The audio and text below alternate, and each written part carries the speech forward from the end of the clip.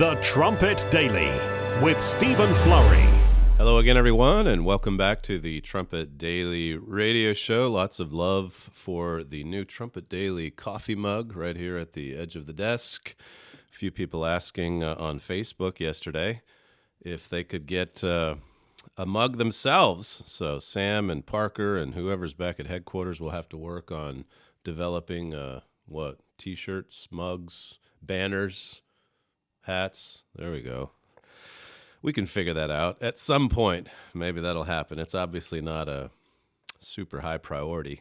Coming up on today's show, the second half, we're going to be running the forthcoming video that we'll be playing this weekend here in the UK, Brace for Change in Europe. It does review some of the content that we've had in recent weeks on the leadership crisis in Germany, but it does bring you right up to date with the very latest. We just recorded this on Friday, so that's been edited and it's ready to go. And as I say, we'll play that for the second half, the second half of today's program. Well, for the royal family here in the UK, it's just going from bad to worse. Yet another royal divorce. Last week it was the Queen's grandson, and today it's the Queen's nephew, the Earl of Snowdown. That's the son of Princess Margaret, the Queen's sister, and he and his wife put out a statement just yesterday evening, saying the Earl and Countess of Snowdon have it had a W in the name previously, so Snowden's probably how you pronounce it. Excuse my ignorance of everyone in the royal family here. In any event, more bad news for the Queen and for the family. The statement said that they had amicably agreed to end their marriage after 25 years. You see a picture of them there on the YouTube stream.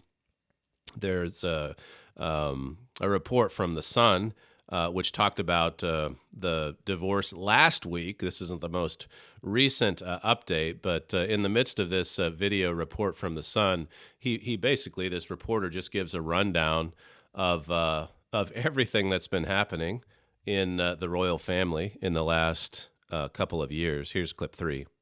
So you just have to think about everything this woman, who's very, very close to turning 94, has gone through. This time last year, Prince Philip, involved in that terrible car accident, injured 2 members of the public, very lucky to survive himself. He's since been sick. You then have the Jeffrey Epstein scandal, which has engulfed Prince Andrew, her favourite son, and seen him had to leave the royal family, or at least step down as a senior working member of the royal family. That, of course, was followed by Megxit, which has seen Harry and Meghan leave the family and step back as senior royals to go to Canada. In the midst of this civil war, that's how I've described it, between Prince Charles, Prince William, Prince Harry, Meghan and Kate. So probably right now, I think it's fair to say the Queen sees her family disintegrating around her. The royal family can definitely survive all these shocks, but you do have to think that it's significantly weakened right now. And obviously, given the Queen's age and Prince Philip's ill health, you do worry about what happens next. What happens when the Queen needs or wants to step back? And that's where what's going on with the young royals is particularly damaging. You see that video and you immediately think of what my father wrote in the New Throne of David book, where he talked about the new revelation from January of 2017 and how that it was a signal of things to come for our nations and for the royal family here in the UK, a signal of the rapid decline in Britain's royal family. That's what he writes there in the New Throne of David book. We also had the article in 2017 about the fall of the British royal family as well. So I'd encourage you, I know we've referred to those before, because it seems like the news about the royal family, the bad news that is, has just been rapid fire every couple weeks. In this case, every week. 2 divorces just in the past week. Well, as a follow-up to yesterday's show, we talked about America's 2-tiered justice system. You can get to that podcast at thetrumpet.com website or the YouTube stream as well. You can have these shows downloaded to your smart device. But the two tiers, as we brought out yesterday, you have these individuals that are in any way related to Donald Trump, even if the process crime had nothing to do with the investigation itself. Still, you have Trump associates on their way to prison or about to be sentenced. And yet you have in the FBI people that are able to repeatedly lie, even under oath. As I was saying on yesterday's program, the FBI simply will not tolerate lying unless it comes from one of their own. Then, as we now know, they're quite tolerant of lies and deceit, as long as it's coming from Andy McCabe or Jim Comey or whoever. George Papadopoulos, he's one of the victims.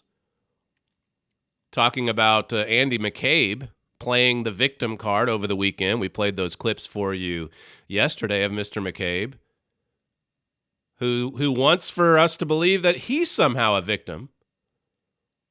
Here's George Papadopoulos setting the record straight on that. Clip one. Andy McCabe was referred for prosecution by the IG, the unbiased, nonpartisan IG, Horowitz. The way the mainstream media is championing Andy McCabe as a paragon of some sort of patriotism, it really feeds the perception today of a two-tier justice system in this country. It actually should send shivers down all American spines, because this does not happen in a constitutional republic. There's a tremendous and a grave danger to the fair application of the law in this country when you do see people like Andy McCabe, who has this FBI card, this get out of free jail card, while other people like myself, Roger Stone, Paul Manafort, General Flynn, basically have everything in the kitchen sink thrown at them. Bankrupted, having their doors knocked down at 6 a.m, arrested at airports, thrown in solitary confinement. And the mainstream media props up people like Andy McCabe, who were actually referred for prosecution, but they were not. It's absurd. That's George Papadopoulos talking about the two-tiered system of justice right now in the United States. One for conservatives or people connected to Donald Trump, the president, and then, of course, one for the deep state, which is much, much, much more lenient, at least for now.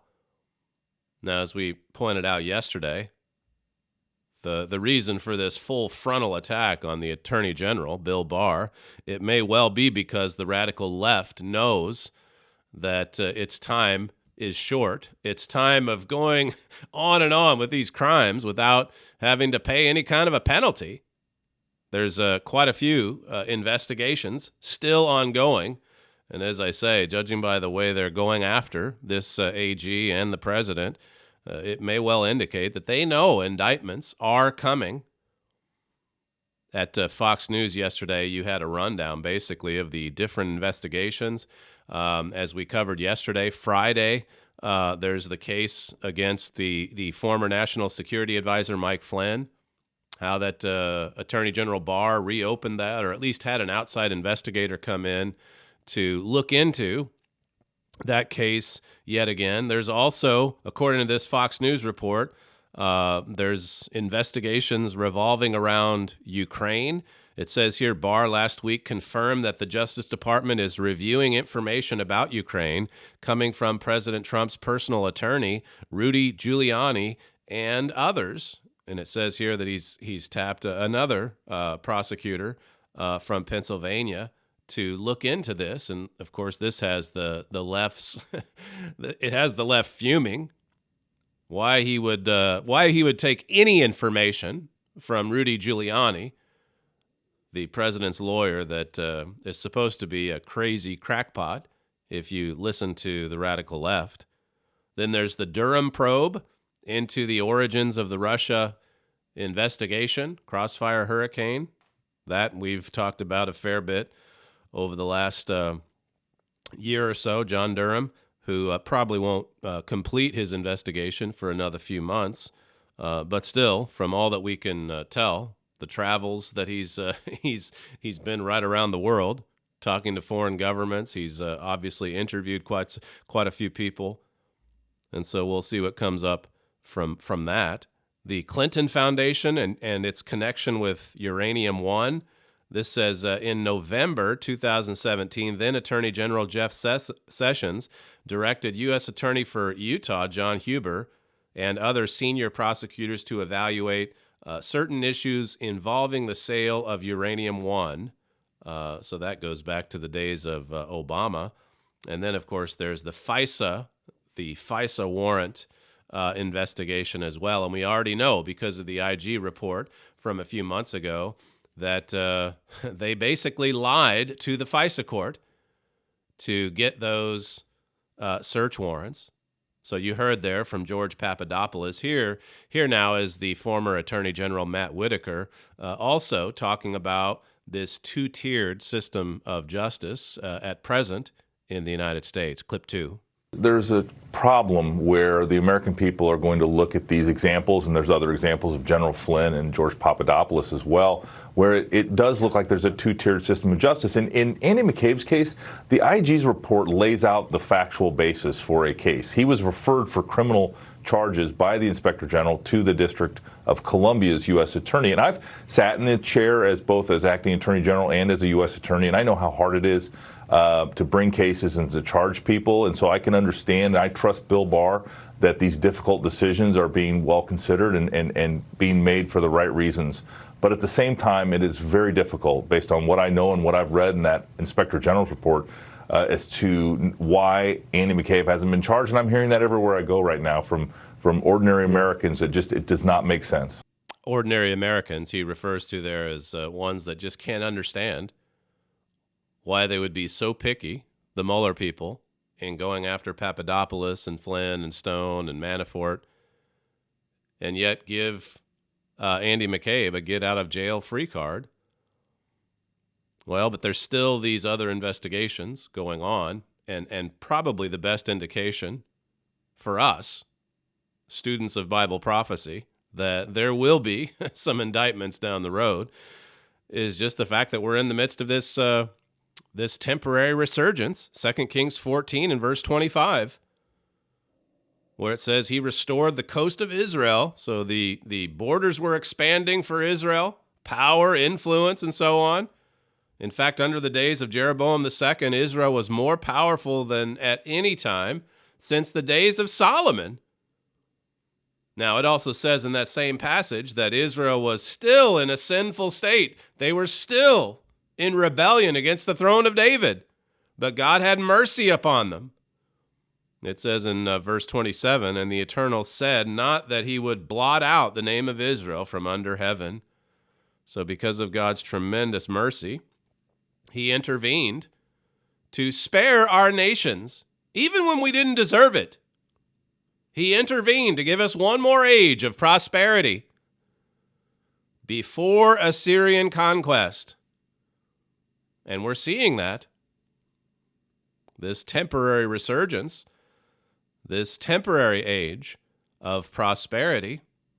Yesterday, by the way, Barack Obama wanted to take credit for the economic resurgence of late. He tweeted out 11 years ago today, near the bottom of the worst recession in generations, I signed the Recovery Act, paving the way for more than a decade of economic growth and the longest streak of job creation in American history.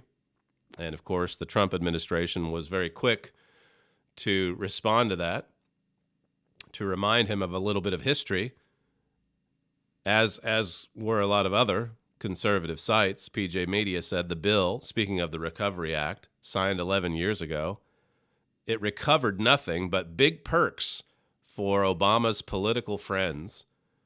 He may not remember, but the internet does, and it's not being kind about it. So quite a reaction to Barack Obama, and Joe Biden has done the same thing. They're out there taking credit for this economic resurgence. Here again is a commentator on Fox setting the record straight. Clip 4. We are seeing an acceleration of the American economy because of President Trump. You mentioned it. We're talking record low unemployment for large demographics and for the entire country. We are talking about rising wages, and for those in the lower quartile, rising at even faster rates in generations. That's not because of President Obama. That's because of President Trump. That's a commentator yesterday on Fox News talking about the economic resurgence. My father, in that article from the recent Trumpet, by the way, he says because of the progress he is making, speaking of the Trump administration, many people believe that the danger is past and the nation is heading in a new direction. He says, but sadly, this will not change the country's direction. The only thing that would do that is repentance before God. And that's not happening. That's not happening. Even though in the United States we're hearing a lot about God, there is a lot of religious activity associated with this particular administration, with this White House. And of course, that too springs from Bible prophecy. Amos 7 talks about the King's Chapel.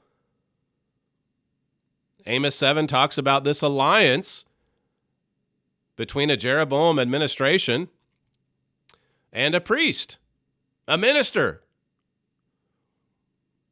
Joel Hilliker, who is the managing editor of the Trumpet, he sent me this Vox video, which talks about how, in Vox's view, how Bible prophecy shapes the foreign policy of the Trump administration. And just listen to a few tidbits from this short video put out by Vox. This is clip 5. For evangelicals, the most important of the Bible's prophecies is the second coming, when Jesus will return to earth. The Bible doesn't say when this will happen, but it does say where. This is Jerusalem. World history as we know it is going to end right here. Greg Laurie is an evangelical preacher, one of several who meet regularly to advise President Trump. They are the leaders of megachurches with tens of thousands of members.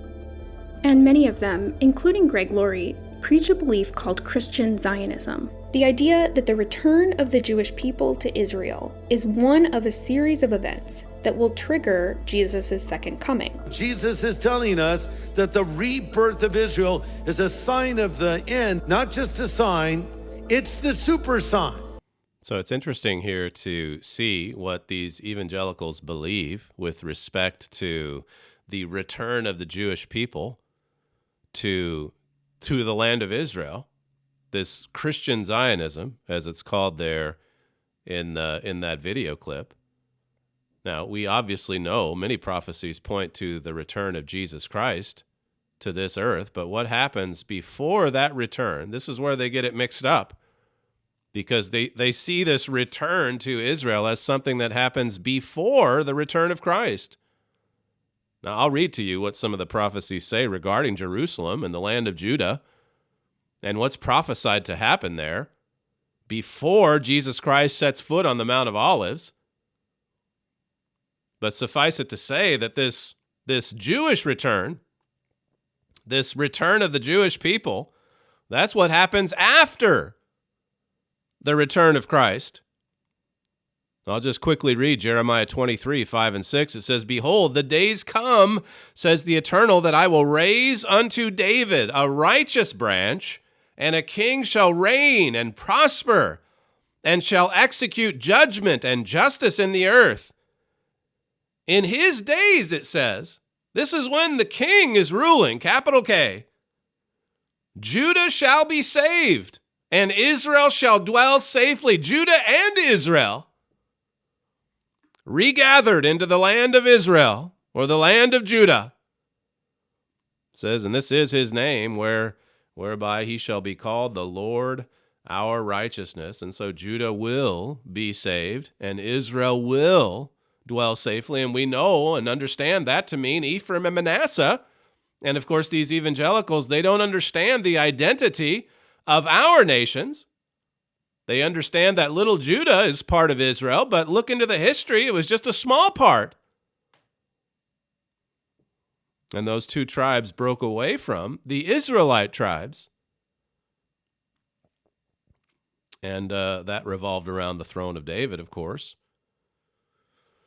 Jeroboam led the rebellion against that throne. He led those northern tribes away from David's throne. So that's just some history from the Old Testament. Judah will be saved. Israel will dwell safely. God will again intervene to save our people following the return of Jesus Christ. So this second Exodus, if you call it that, that's what it's referred to as in the old literature from Herbert Armstrong's days. It takes place after our people, and this is crucial, this point. It happens after our people have been scattered as captives among the Gentiles. It takes place after the seventh and final resurrection of the Holy Roman Empire. After that empire turns on our nations, especially the United States and Britain. Now, coming back to this Vox video and this alliance between the Trump administration and the Evangelicals, here's what it went on to say, clip 6. According to this theology, God will reward those who help Israel and punish those who don't. Jesus will be on his throne and he separates the nations. On what basis? How they treated Zion. According to Christian Zionism, if the U.S. wants to be on the right side of biblical prophecy, they need to do everything possible to protect Israel and punish Iran. It's interesting the way that it's expressed there. If they want to be on the right side of biblical prophecy, then they need to support Israel and resist against Iran. Now, with respect to the prophecies, what does the Bible say regarding this particular area of the world? We've referred to Jerusalem as like a powder keg that's just going to set off worldwide conflagration. But think about Hosea 5 and verse 5. It says, the pride of Israel does testify to his face. Therefore shall Israel and Ephraim, Israel being Manasseh, Ephraim fall in their iniquity, and Judah also shall fall with them. All three fall together. All three fall suddenly. Now, with respect to Jerusalem, think about what Jesus said in Matthew 24, verse 15. It says, when you therefore shall see the abomination of desolation spoken of by Daniel the prophet, so it's in the Old Testament and the New, it says, stand in the holy place. Whoso reads, let him understand. If you read and study these prophecies, you can understand and know what's prophesied for Jerusalem and beyond. You put Matthew 24:15 together with Luke 21 and verse 20, and we know that it's armies. When the armies compass Jerusalem, then know that the desolation is near. So this abomination of desolation, it's brought on by armies from the Holy Roman Empire. And God says, when you see the armies surround Jerusalem, you better head for the hills. That's what's prophesied. Verse 16 in Matthew 24, it says, then let them which are in Judea flee to the mountains, and let them which are in the midst of it depart out. God wants us to be ready to run once we see the abomination.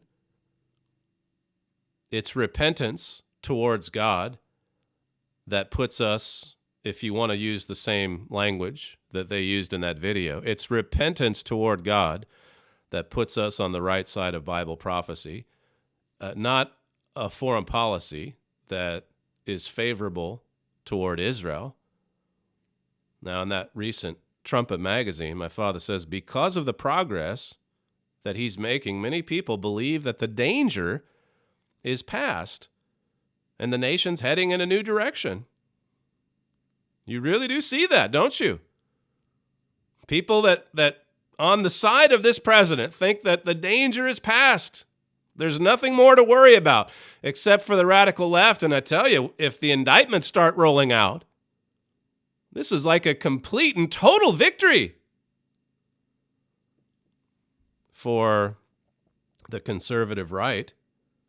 But coming back to this Vox video, let me just switch over to a program. This is from the middle of January, I believe. It's on the Trinity Broadcasting Network, just to give you a little bit of an idea of, again, what some of these broadcasters on TBN think about a foreign policy that supports Israel. Israel today, the little nation of Israel today. This is clip 8. The biblical narrative says that God's plan for this land would be that it would be given to Abraham, Isaac, and Jacob's descendants forever. Countries that are trying to change that narrative are not fighting against you, Mr. Prime Minister. They're fighting against God himself. That's what we believe. That's why we're always in support of Israel. Amazing things are happening here in Israel. You're seeing the Bible and all the prophetic word come to pass, and God will protect this country no matter what. And that's going to be exciting. That's exciting for me to think about, that no matter what happens, God's hand, this is God's country. And God will protect that country no matter what, she said. No matter what happens in Jerusalem, in Tel Aviv, in our nations today. You see how they're misreading the prophecies of coming calamities and destruction and captivity because of sin. Now, you've got a lot, as I don't have time to get into this Politico piece, about, again, how strong this alliance is between President Trump and the evangelical community. Maybe I can touch on it a little bit more later this week. But just to finish off with this Vox video, how Bible prophecy shapes President Trump's foreign policy. Here's clip 7.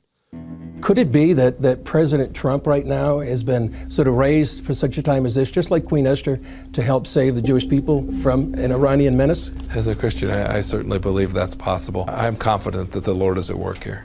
That's Secretary of State Mike Pompeo answering that interviewer from TBN. Now, again, you think about what we've referred to quite often in the last couple of years, that 1978 Plain Truth article talking about the long and peaceful reign of Jeroboam II, and how that during that, Israel was lulled into a false sense of security because the national borders were expanding. The country experienced another time of opulence and prosperity. And then, as it says in that Plain Truth piece, religious activity and ceremony was at a peak. And the people had come to believe that God was benignly smiling down upon them. They've come to believe that the Lord is at work here. As my father said in the March 2020 trumpet, the resurgence in America is causing some people to grow complacent. And that's a grave mistake. Well, switching back to that 78 article, it's in this time period, this time of opulence and prosperity and all of this religious activity. Into this scene steps the prophet Amos. God's work, God's warning message. That's what this world needs. That's what this administration needs. That's what our nations need. That's what the world of religion needs as well. When we come back, we'll conclude today's program with the latest television program for here in the UK, Brace for Change in Europe. You're listening to Stephen Flurry, and this is the Trumpet Daily Radio Show. We'll be right back.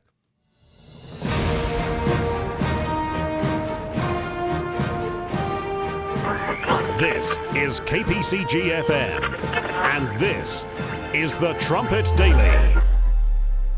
Jerusalem. The name means city of peace, and yet no city has had a history filled with more war and bloodshed. No city has suffered like Jerusalem. It has been the focal point of religious wars throughout the centuries. Jerusalem plays a central role in the beliefs of three major religions: Judaism, Islam, and Christianity. To the Arabs and Jews, Jerusalem is a national symbol. While both sides have attempted to form peace treaties, Jerusalem continually remains the center of dispute. Why all this conflict surrounding Jerusalem? Will the Israeli-Palestinian peace process put an end to the chaos? Will there ever be peace in Jerusalem? The Holy Bible provides the answers concerning the future of this great city. Your Bible states that the tensions revolving around Jerusalem are only going to worsen before they get better. This city will be engaged in some of the worst violence ever to occur in the history of man. But there is great hope for Jerusalem.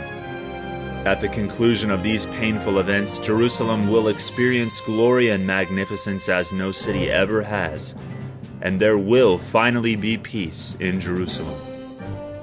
To understand the important role Jerusalem will play in future events, visit our literature library on thetrumpet.com and request our free booklet, Jerusalem in Prophecy. This is KPCG FM, and this is the Trumpet Daily.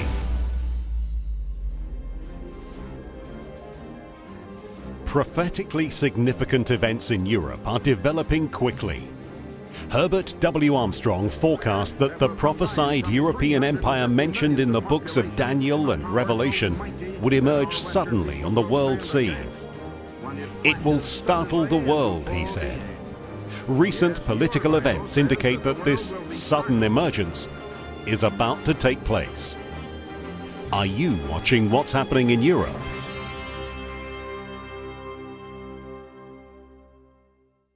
Hello everyone, and welcome back to the program.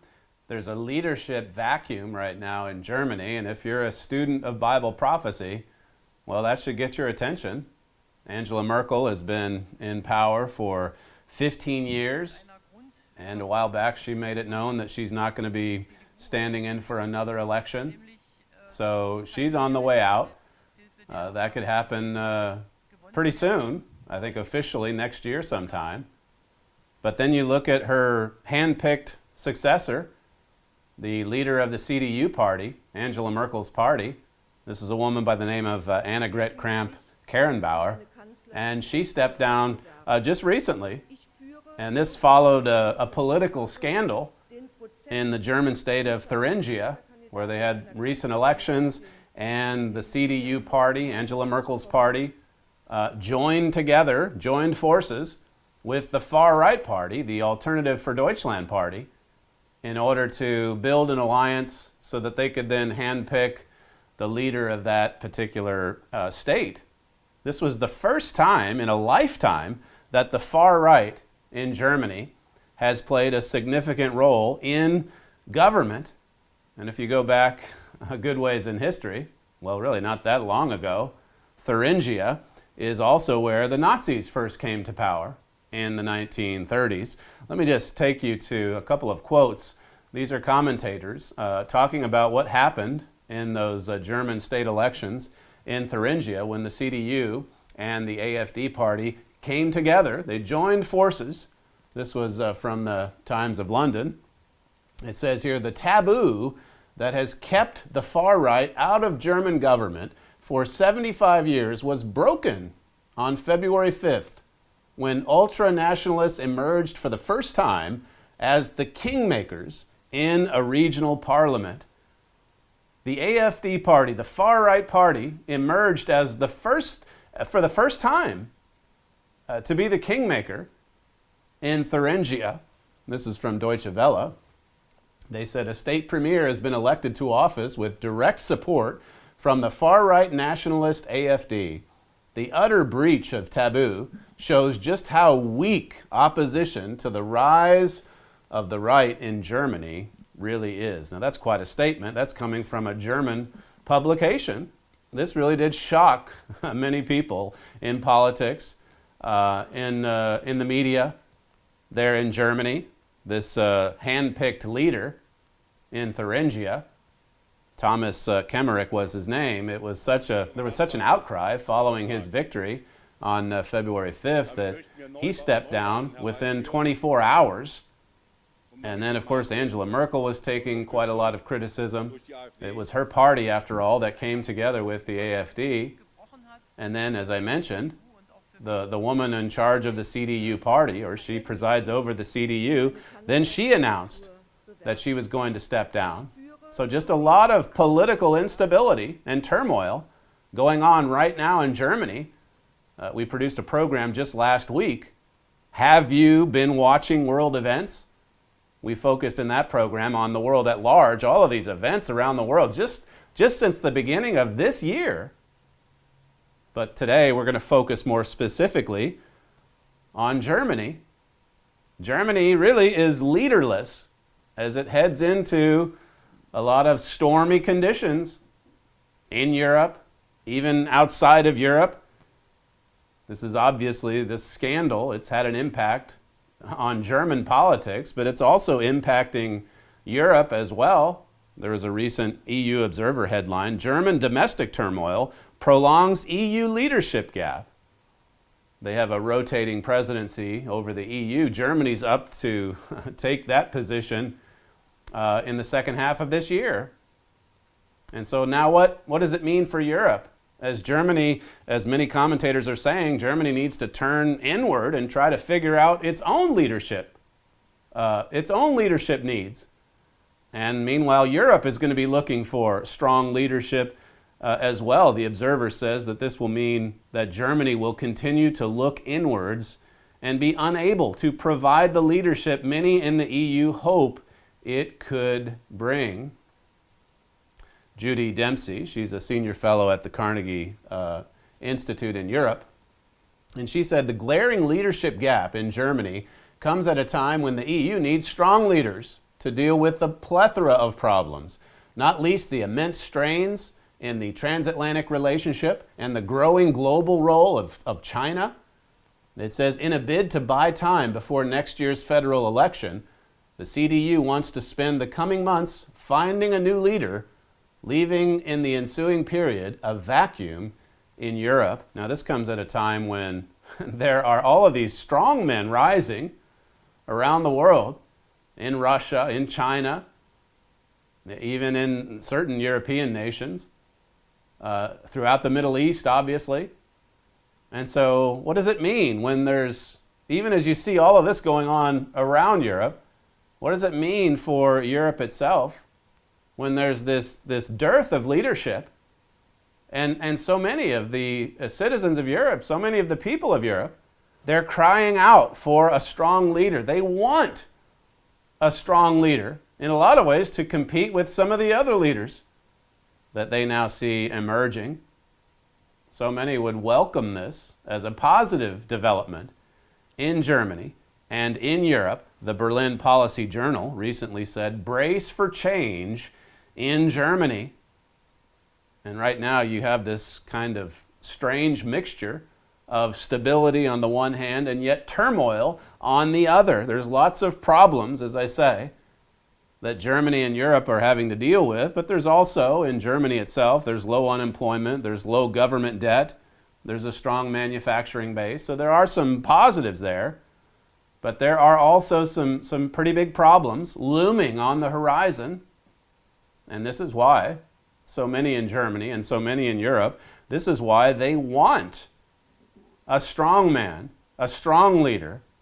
Let me just quote to you from that Berlin Policy Journal piece. It says, whoever it will be, whenever it happens, the new CDU leader's job is not going to be easy.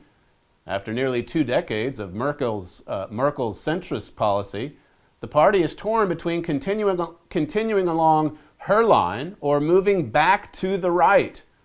And if Thuringia is any indication, this is the CDU drifting hard to the right, with a party that, well, ever since it came into being, the AfD's only been around since 2013, 7 years, but ever since it came into being, the main parties in Germany have just shunned the AfD. They haven't worked with the AfD at all. It's too extreme. It's too far right. Well, as I read to you, that taboo was broken just this month in that German state of Thuringia. Well, after Merkel, which way is the party going to go? The CDU, that is. It says there is no consensus either about how to deal with the AfD's success. particularly in Eastern Germany. One thing at least is clear, whether it takes 18 months or less for Angela Merkel and the stable state she has come to represent, the countdown has begun. Brace for change in Germany and in Europe. Brace for it.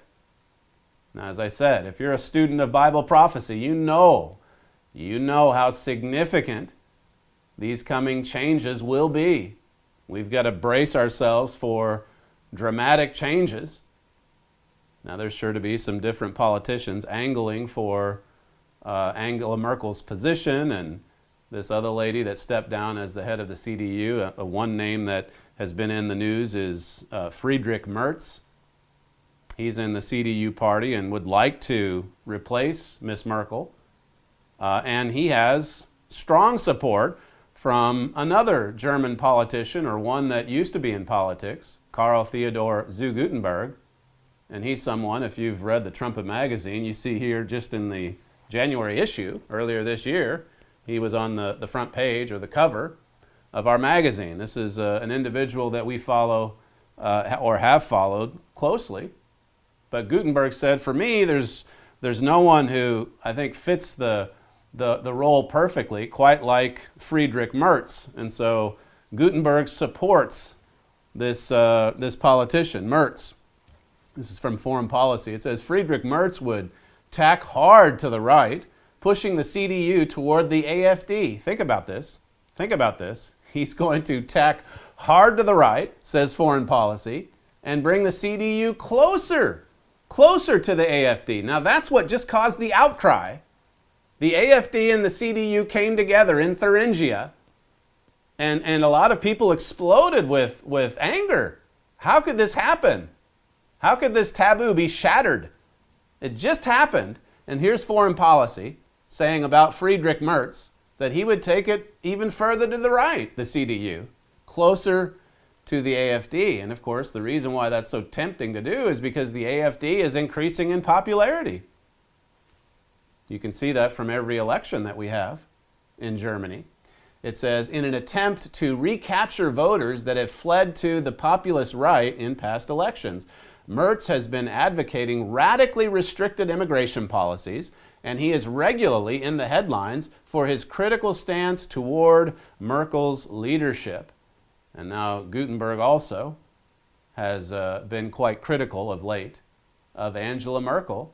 These are leaders very close to Merkel, tied to her party, that have criticized her for not being strong enough. The people are crying out for stronger leadership. There's troubles within, there's increasing pressures from without. The refugee crisis, it continues. Many spilling into Europe from Syria and other places. So as I say, it's this mixture of stability and uncertainty and trouble and difficulty as well. Let me take you to Jeremiah chapter 1, and we'll just read a couple of verses here before we break. This is Jeremiah 1, talking about what will happen eventually in the heart of Europe. It's boiling right now, and it's about to spill over the pot, so to speak. Verse 13, it says, and the word of the Eternal came unto me the second time, saying, what see you, Jeremiah? What do you see? And he said, I see a seething pot, and the face thereof is toward the north. And so here is pictured a boiling pot that's about to spill over on the nations of Israel. These troubles, or this tension, this violence, this trial, it's something that's going to touch our nations as well. It's about to break forth. Verse 14 says, then the Eternal said unto me, out of the north an evil shall break forth upon all the inhabitants of the land. This is north of Jerusalem. That's the center point. And north of that, or a little bit north and west of it, is this beast power, as it's prophesied in the book of Revelation. It's to come out of the heart of Europe, and like a boiling pot, it's about to spill over the edges, and as I say, impact all of our nations, This is the literature that we'd like for you to request today. You can call our operators right now, the Holy Roman Empire in Prophecy.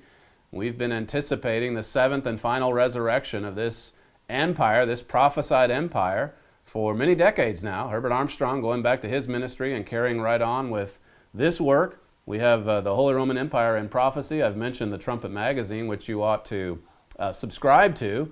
Trumpet subscribers are given invites to our public appearance campaigns all over the UK. So make sure that you subscribe to that today as well. And then this too, a little booklet, A Strong German Leader is Imminent. Call our operators now and request your free material. We'll be right back.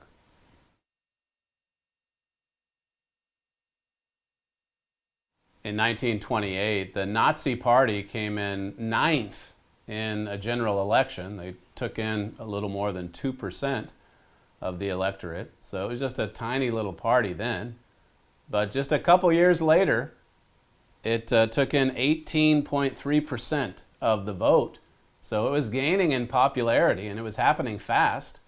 And I think you can see some correlations today with the AfD party starting out in 2013, just taking in a couple of percentage points in general elections. And then now in some of these states, they're the second biggest party. And when you go back to the late 1920s and early 1930s, it was just gridlock. They struggled to get a majority coalition because of all of these fractious groups in politics. But as the Nazi Party gained in popularity, well, then some of these other mainstream parties, they had to work with them. And that's something that we've seen even here recently. Now let's look at the prophecies in Daniel 8, about a strong leader to come out of the heart of Europe. You see this, as I said in the program recently, you see this happening all over the world. So we should expect for it to happen in Germany too, if nothing else, just in competition with other nations. But then you add to that history and prophecy, as we'll discuss here right now. Daniel 8 and verse 23, it says, "And in the latter time of their kingdom, when the transgressors are come to the full, the king of fierce countenance and understanding dark sentences shall stand up." Now this is talking about a coming leader. He's coming out of the heart of Germany. And when you put this together with other prophecies, even right here in Daniel 11 talks about the king of the north rising at the time of the end. And we talked about that northern direction, that northwestern direction from Jerusalem in the first segment. So the king of the north, that's Daniel 11. And then it says here in chapter 8 that king of fierce countenance, he's going to understand dark sentences. He's going to stand up, a powerful king, to lead this northern conglomerate, this combine of nations. 10 kings, 10 kingdoms. As it says in Revelation 17, we'll just flip over to Daniel 11 here. Daniel 11 and verse 21, it says, "And in his estate shall stand up a vile person, to whom they shall not give the honor of the kingdom, but he shall come in peaceably and obtain the kingdom by flatteries." So it's not someone who's voted in, but he comes in and he obtains the kingdom by flatteries.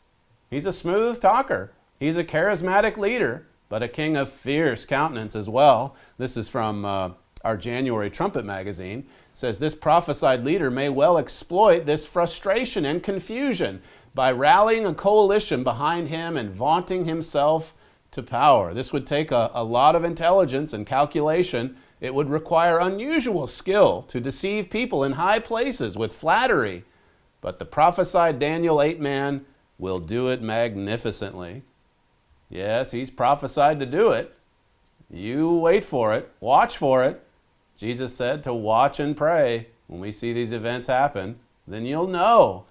You'll know just how close we are to the return of Jesus Christ. This is from my father's Key of David program in the States just last year, about a strong man rising in Europe.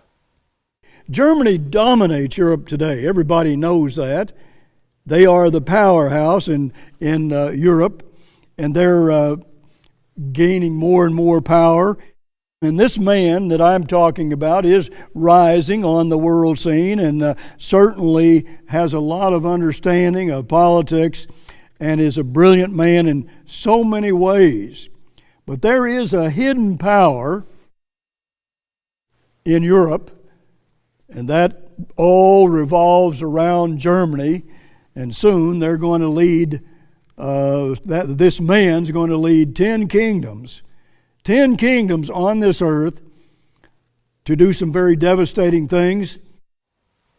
Now that's in Bible prophecy, Revelation 13 and 17, and also Daniel 2 and Daniel 7. We're talking about the strong man, the leader, here in Daniel 8, Daniel 11.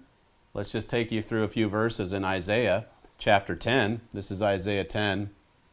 And verse 5, it says, O Assyrian, the rod of my anger, and the staff in their hand is my indignation. So here is God talking about the Assyrian rod. He uses an Assyrian people a rod is a corrective device. And so God's going to use this corrective instrument to correct our nations, to teach our nations. Verse 6, it says, And I will send him, this Assyrian rod, against an hypocritical nation, and against the people of my wrath will I give him a charge, to take the spoil, and to take the prey, and to tread them down like the mire of the streets. And so God sends this rod of anger against a hypocritical nation, more than one actually, the nations of Israel. This is what it takes to turn the modern day Israelite people, to turn them back to God. Now, this is, as I've pointed out on recent programs, this is another reason why Herbert Armstrong always knew that this union between the European nations and Britain, that it would never work. Because Britain is prophesied to be on the receiving end of this corrective rod. So Herbert Armstrong knew that Britain would not be in that European Union. And now that's been fulfilled. That's already happened. And so we can look for events in Europe, even now that Britain's out, even now that Brexit has happened. You can expect events in the heart of Europe to accelerate and quickly. Here Brexit happens, and then the next week, practically, you have this political crisis, this scandal in Thuringia. And a lot of people in Germany just up in arms, as they should be. Here was a party that had been shunned ever since it came into being. And now you have the leading party in German politics reaching out to, joining forces with, that far-right party. That happened just recently. To finish here in Isaiah, verse 7, it says, Howbeit he means not so, neither does his heart think so, but it is in his heart to destroy and cut off nations, not a few. He comes in with good intentions, it would seem. As I said earlier, a real smooth talker, very charismatic. But then, like Habakkuk 1 and verse 11 says, there's a mind change. And then when you think about the real spirit world, Satan and his demons have been cast down, Revelation 12. And so we're about to see a lot of things explode on the world scene. Listen to Mr. Armstrong. These are all prophecies that he talked about 50, 60, 70 years ago. And we've just continued on with that same work. Mr. Armstrong went right around the world to millions and millions of people. Many of you are familiar with what he said so many years ago. Here's one example from the 1960s. Gradually, and now faster and faster, a new power is being developed from underneath the surface, a new world power which the public now least suspects, which the world does not yet see, doesn't realize, doesn't dream is coming, but it is developing just as prophesied in Europe, a resurrected Roman Empire that will combine some 350 millions of population, a power so mighty that our Western peoples will stand aghast when it flashes suddenly into full being. Yes, your Bible says that the world will be startled. That's Herbert Armstrong from the 1960s. The whole world will be startled. And the reason for that is because they weren't watching and praying. They weren't watching world events as they relate to Bible prophecy. They weren't students of Bible prophecy, and so they're going to be caught unawares. They're going to be completely surprised and shocked by these developments. Well, you don't have to be. You can know what's prophesied in your Bible. And look, these events, these prophesied events, they're unfolding step by step by step. And some of the changes that we're still anticipating, the dramatic changes, they're going to happen quickly, overnight. That's what my father wrote about in this January issue of the Trumpet. Could this be as it says here, is this his hour? Is this his time? Will we see this Daniel 8 leader come to the forefront here in this calendar year, or soon in the coming months? Well, we have some literature, as I say, that you definitely need to request if you don't have copies already. A strong German leader is imminent. That's what your Bible says, Bible prophecy. And then for the bigger picture of it all, the Holy Roman Empire, this booklet, it's actually a book, 200-page book, The Holy Roman Empire in Prophecy. Read about the seventh and final resurrection of the Holy Roman Empire, prophesied to come out of the heart of Europe one more time. Well, that's all that we have time for today. We'll look forward to seeing you again next time.